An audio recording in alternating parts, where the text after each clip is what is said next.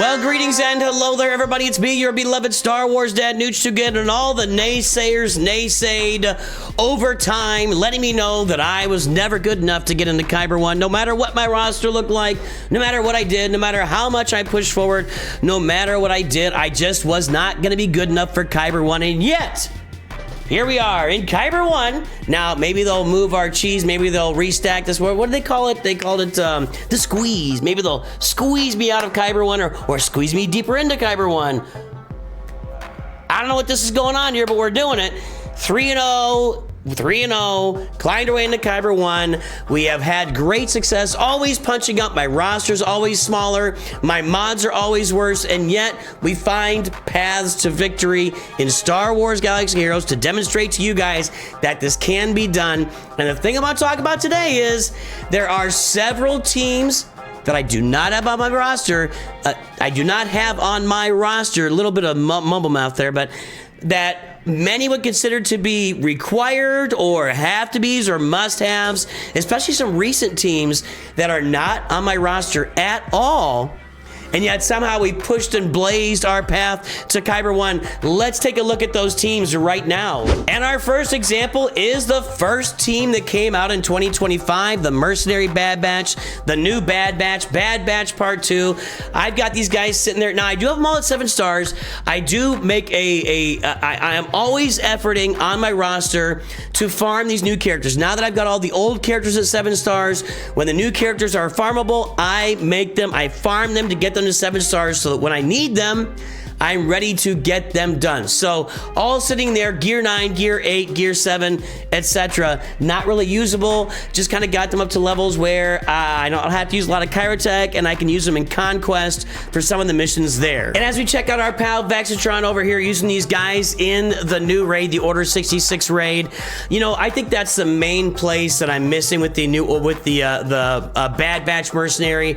I haven't really farmed a lot of my roster specifically for the raid, because I knew I was going to go for Pirate King Hondo Onaka, and I've got him now. So I'm posting raid scores that I feel are good enough, even though I'm getting pressure from Deacon, love you buddy, to do even bigger scores. But I don't have these Mercenary Bad Batch to take them on the raid. They are doing okay in Grand Arena. They're kind of a pesky team where you got to kill off, you basically have to kill every single one of them before any of them die, and then they all die immediately. And they're doing some things in raid for some people, but I looked up, there's just not a super effective team. But and therefore, or whatever, I don't have the new Bad Batch or the Bad Batch Mercenaries on my team. A little bit of sacrifice in raid, doing just fine in Grand Arena. If we can just stay over here for the rest of this video. I also don't have Dark Trooper Moff Gideon on my roster. I mean, I have him at 7 stars, level 1, no Omicrons, no Omegas, no Zetas. He's a Territory Wars kind of guy here, but people are using him in Grand Arena to effectiveness. If you run into on defense, I remember it being really difficult and really challenging early on with his revive mechanics and automatic taunt that you couldn't dispel. And but I just think, you know, honestly, I don't know how he's really performing in Grand Arena right now. And let's take a look at this video from Axel. AXL, go check him out, is just out there. There's probably an there had to be a datacron for this, right? But Dark Trooper Moff Gideon, Dark Trooper Moff Gideon against Jabba. You know, I know that Dark Trooper Moff Gideon has his uses in Grand Arena and obviously in Territory Wars with the Omicrons. I have not really invested heavily in Territory Wars Omicron type teams on my roster, and it's not because I don't love my guild, it's because I view Grand Arena as the premier game mode for us, and it's the game mode you guys all prefer to watch me play on a weekly basis. And so if I've had places where I've sacrificed, it's on teams that are dependent on those Territory Wars Omicrons and Territory Wars Omicrons. But with all that said, I know that a lot of you guys do get a lot of use out of Dark Trooper Moff Gideon in Grand Arena, both on defense. And I think for all these teams, by the way, if you're in like a Rhodium or you're in Chromium and you're putting the new Bad Batch out there, you're putting Dark Trooper Moff Gideon, or any one of these other teams are being used on defense or offense at lower levels, I think they'd be bangers, absolute bangers out there for you for sure. And I do think they're effective in Kyber 1. I still run into them all the time on defense and offense, etc. But for me, didn't need it, got to Kyber 1, Ain't got it, didn't need it. And coming up next, boys and girls, it's your Mauldalorians. Now, this is a team that I am actually very interested in getting going, but this has been an effective team with a rework on Imperial Super Commando Gar Saxon. This has been an effective team for a few years now, a really effective team. The challenge was always that Maul was designed to be on a team with Lord Vader. And he ended up going, becoming his own team, and now that Lord Vader has, those clones out there, it kind of sets Maul completely free to do his thing. That said, a lot of people had already done that previously. I mean, I think that Maul has not really been sitting on Lord Vader teams at the highest levels of the game for a long time now, barring certain situations.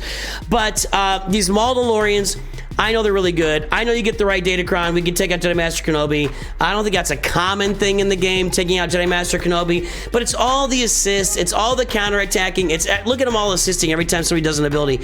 The Mauldalorians are a really good team. I do think that their usefulness is, I don't want to say gone. I am comfortable saying that their usefulness, I think, is fading a little bit in the game, that they're not quite, the exciting team they once were. They're kind of like a late game Imperial Trooper team, right? Almost, right? Like a whole bunch of turns. Whenever one of them goes, they all go. They're doing, it's death by 1,000 knives. It's a really fun team, and I've really enjoyed, you guys know that I love Gar Saxon and Imperial Super Commando on Forest, Moon, Assault battles, but I don't have this team up and running, and I'm still in Kyber, so we're doing okay. And one more note I should add on these Mauldalorians before I move on to the next team. I had planned on this being my next team to upgrade, actually. I do think they have that usefulness in Grand Arena where you can go out there and do some things with them, and you maybe do some cleanups. A lot of times I'm like, I got one Galactic Legend, I don't know how to clean it up. They clean up most Galactic Legends on a solo basis. But with the changes coming, Relic Delta, I kind of wanted to hold off a little bit, hoard some stuff for a while, and see where that leads us before I go and invest in any new teams at the moment. So I'm holding off on Mauldalorians for right now, pending whatever happens in the game in the near future. Couple more teams here, and then I'm going to show some other characters I don't have too, but I didn't farm Jedi Master Mace Windu at all. Like, I've got those clones now, although I'm working on getting them to 7 stars, but I don't have Jocasta New up and running. And guys, as I really look back at this, a lot of these decisions, and you're going to see it really hard here, really hard here in a moment, a lot of these decisions of what to farm and what not to farm are based on, I don't have enough Zetas and I don't have enough Omicrons. When you look at a team like this with Jocasta New on it, Jedi Master Mace Windu, Temple Guard, I mean, you're looking at, it's probably 3, 4, 5, 6, 7, 8 Zetas, 9, I didn't add it up, 8 or 9 Zetas, and probably if you get the Territory Wars Omicrons and Jedi Master Mace Windu and other Omicrons, you're looking at 5 Omicrons, maybe 6 Omicrons. I just did not have the materials, so you got to pick and choose your spots, and maybe it was lucky for me that Jedi Master Mace Windu and the Bad Batch both came out this year, and they weren't like big Grand Arena difference makers so much, and so that made it okay that I didn't get them on my roster. But yeah, I have not farmed Jedi Master Mace Windu, which of course is much to the chagrin of your pal and mine, Rabid Beaver, out there. Make sure you subscribe to this channel and Rabid Beaver's channel. And I guess he's got a Clips channel. He's channeling all over the place. Rabid Beaver is the channel man. Anyway, he's out here using Mace Windu to do things in 3v3 Grand Arena, while I'm sitting there without Mace Windu on my roster and just saying, I think he's a Grand Arena underperformer, and I got ways to beat him as well. I looked it up. I don't see him. He hasn't really been doing great things. He seems like a guy you can save for offense in Grand Arena and really do some nice things in there. But I'm doing okay without him right now. I realize I could probably up my Territory Wars game if I really wanted to do that, and really, just step up the value of Territory Wars on my account here. Let me scoot this forward a little bit. Yeah, here they're taking out Finn and Zori. I got teams that can take out Finn and Zori without that, And here's our final. It's not a full team, but it's 3 characters that I don't have. I have none of these characters ready to go. We're talking Zetas, we're talking Omicrons, we're talking gear, we're talking all of it together. I did not have the stuff to spare to build this team up, and they don't really, Mon Mothma Relic 5 leads to Jedi Master Luke and Profundity, but the other 2 don't really lead anywhere. I have not invested the resources into Saw Gerrera, Luthen Rail, or Mon Mothma. You guys love them. You guys love them, and I guess in some situations they still can counter galactic legends out there. Like I think Jabba's the one that it is the main target for the counter for these guys with the right datacron, but I just don't have them. I struggled to find some real good gameplay of them. This is it looks like it's an easy conquest actually, but this is on Kyle's channel. Thank you, Kyle. Yeah, you know, guys, the funny thing was this might be early on, because I think early on that it was causing a lot of graphics, you know, lag in the game, and I think they've fixed that since then. But here's Saw Gerrera with Lando and Captain Red. What is going on here? This was somebody that unlocked Saw Gerrera very early in Star Wars Galaxy Heroes. Anyway, most times this guy's on defense. You do find him on offense, like I said, sometimes against Jabba, but Saw Gerrera, Moff, and Luthen Rail. This isn't even Luthen Rail. Not on my roster, boys and girls, and somehow I made it into Kyber without your favorite Luthen Rail. And that's all the teams I wanted to look at today. There are some other characters that I don't have up that people would be using in different situations, like the Armorer. Using the Armor with Sith Eternal would be something that you would look toward, and I don't have Armor upgraded at all. I don't have POW. Now, POW would go on a Mon Mothma team or a Luthen Rail, then, so not Luthen Rail or Saw Gerrera team. Don't have that ready to go. Dr. Aphra, I've never activated Dr. Aphra. She's on the list. But, that should have been a full team. I didn't put the full Dr. Aphra team out there. Woo, woo. That's my mistake. But I don't have Dr. Aphra ready to go, and I've been doing okay. I mean, these are teams that I could be adding to give myself extra depth on my roster, but I don't feel like I'm hurting myself really by not doing that. Vandor Chewie to go along with Dash, Rendar, to make sure that, you know, if they've got prepared, when they lose prepared, they gain prepared. That's what Vandor Chewie does. Really, or not, no, I'm sorry. No, hold on. That's what Dash does. Vandor, when they are defeated, if they are prepared, then they come back to life, right? That's what Vandor Chewie does, something like that. I don't know, man. What else don't I have on the roster? This is all. I don't have Boba Fett sign a Django. It'll be all right. It'll be all right. Stap, I don't have Stap up for my Grievous team, so I don't have my Iden Verso team is not up and running. I don't have that. She's at Gear 12. I don't really have that second Imperial Trooper team. You take a look out there.